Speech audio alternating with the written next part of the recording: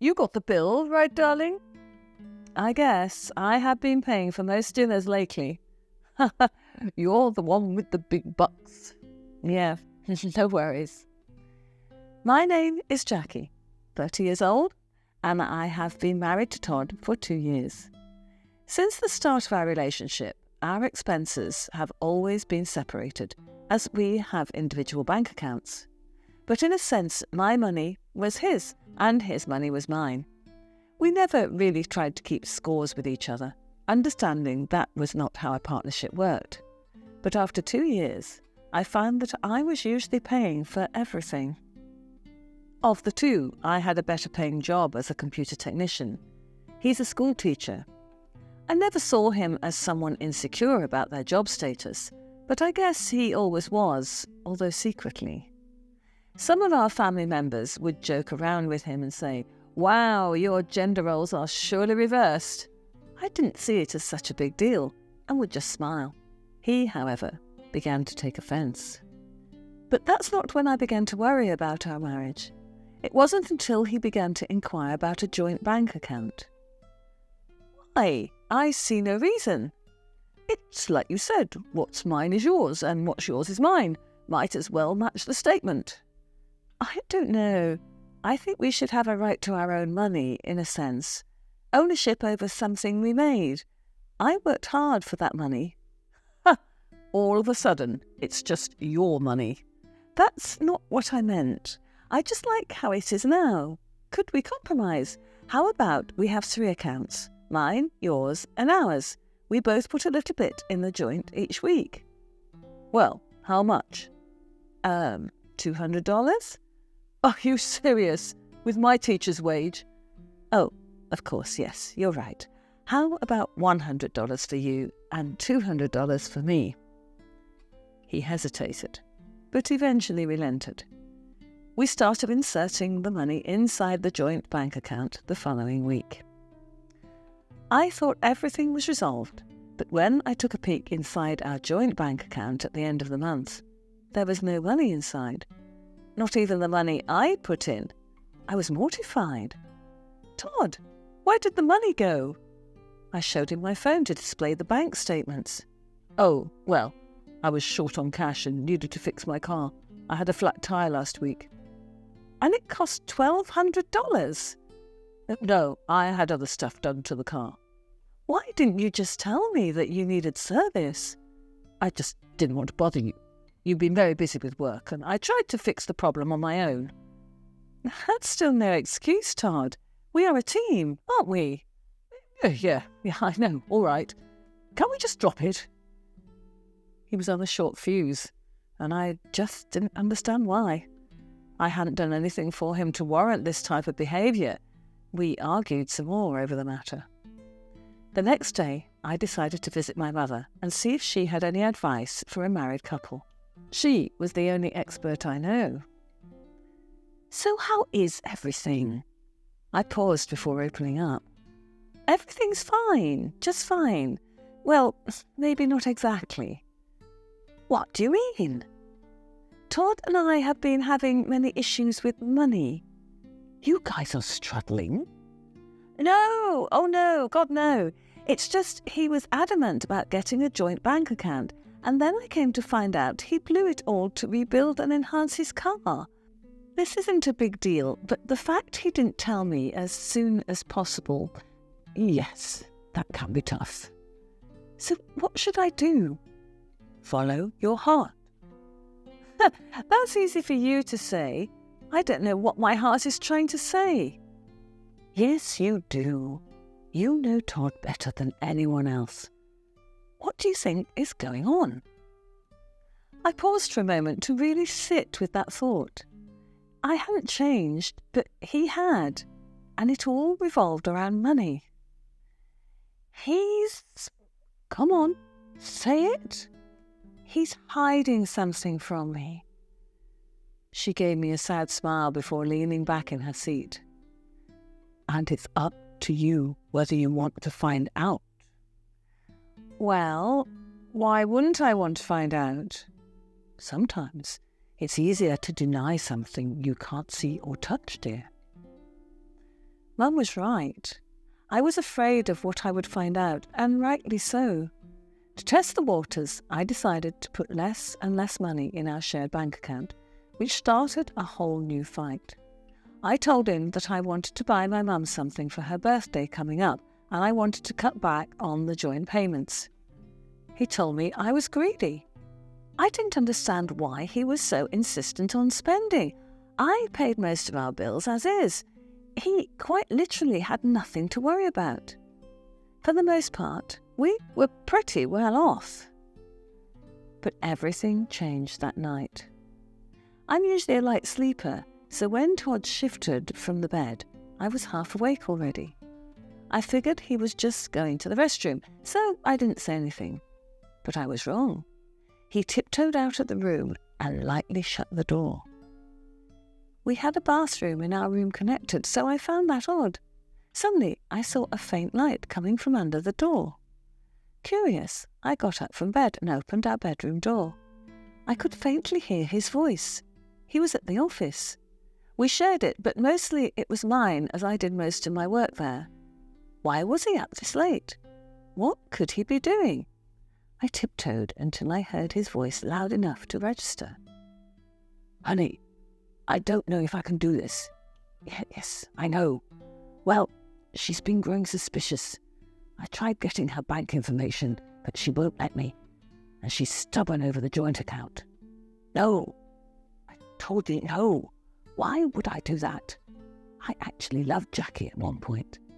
"Baby, you know what I mean." "Well, at least I'm being honest. We've been married for 2 years, and together in total for 3. Those types of feelings don't just disappear." "But baby, I love you. You know that. And I'm going to get the money, all right. You have to sit tight, my love." I was stunned. Did he'd been cheating on me, stealing my money right from under my nose to support his floozy mistress. How dare he say that he loved me? That wasn't love. It was simply a familiarity with what once was. Before he would find me standing in the hall, I walked back to our room quietly. I began to cry softly on my pillow, drifting into a deep sleep. I had a dream that night that I got everything I wanted: a loving husband with a beautiful house and a healthy family. That was further than the truth. I wanted to confront him in the morning when I woke up. I was too upset and in shock to say anything the night before. However, as suspected, he had left for work. As I was getting ready for the day, doing my morning routine, I began to think, if he really wanted the money, I would give it to him. He'd see what money could do to a person. I decided to devise a plan to set him up for massive failure. All I needed was a safe and some fake, believable money. It was easy to buy a safe, but finding legitimate counterfeit bills is another thing.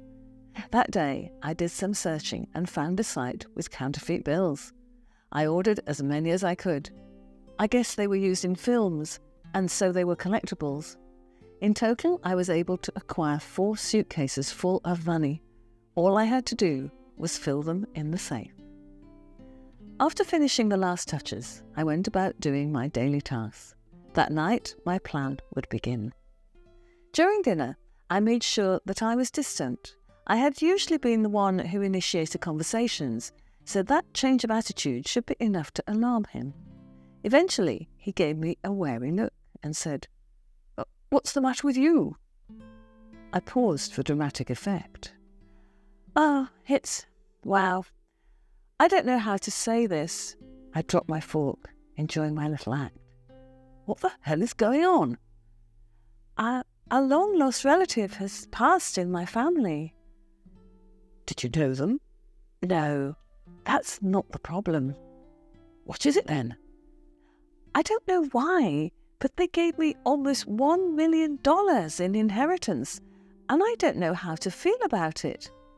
Todd's face went pale. "Did you say $1 million?" I nodded. "Jesus Christ, do you know what you could do with that type of money?" That's not the point. Should I donate some? Give some to charities? I could maybe invest in a few stocks. Are you crazy? This is our money. We need to keep it within these walls. But I do like the stock idea. I'm filthy rich. We? Huh? We are filthy rich. Oh, yes, of course. Where's the money? You need to put it in our joint bank account immediately. I can't. Well, why the hell not? I got it in cash. It was shipped this morning. He begged me to show him where it was, so I took him to the closet where the boxed safe sat. What's the code? Your birthday. Wow, this is amazing. For the rest of the night, he was rather sweet with me. In fact, I should say the rest of the week. He rarely spoke about money anymore. Maybe there was a chance, a slither of hope, that he wouldn't leave me for her. I went to Mum's house sometime the following week and told her everything that happened.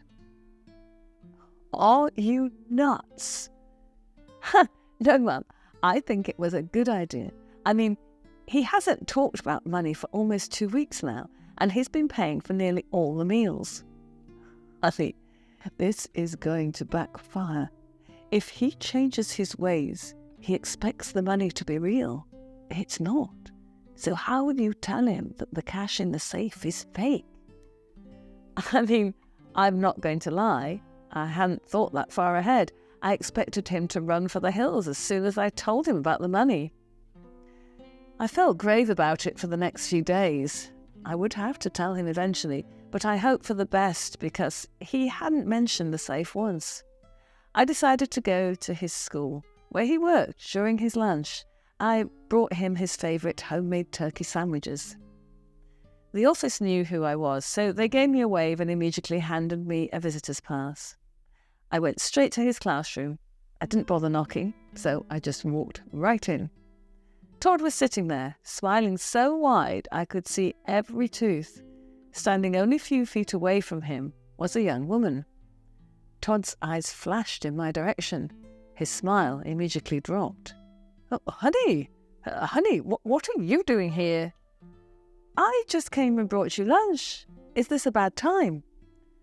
I looked between the woman and my husband. I felt extremely awkward at this moment. Why are they alone together? Is she the other woman? No, of course not. Jackie, this is my co-worker, Mila. Hello, Jackie. She had a Russian accent. Hi. She left immediately after, and I was left with my husband. Was she his mistress? I mean, she was tall and beautiful from head to toe. I couldn't help but feel self-conscious. This is what I had to work with. I sat opposite from Todd, and we ate silently until I said, So, do you have lunch with Mila often? Oh, no, of course not. She was just popping by to talk about another student who's been having maths problems and wanted my input. Why did she have to ask you? I don't know. Why didn't you ask her? Besides, she's leaving at the end of the month. Why? Her work visa is expiring, and she'll have to go back to her home country to settle there. I couldn't help but give a small smile. Maybe he broke things off with her, and they were saying their goodbyes. This whole safe thing wasn't such a great idea after all. My mum was right. I was going to have to come clean with Todd. The whole day, I thought over any explanation that was best suited. Tomorrow was going to be Saturday, so I thought of making a hefty breakfast with all his favourites and breaking the news. I was extra sweet with him the entire Friday. I went to sleep and woke up feeling colder.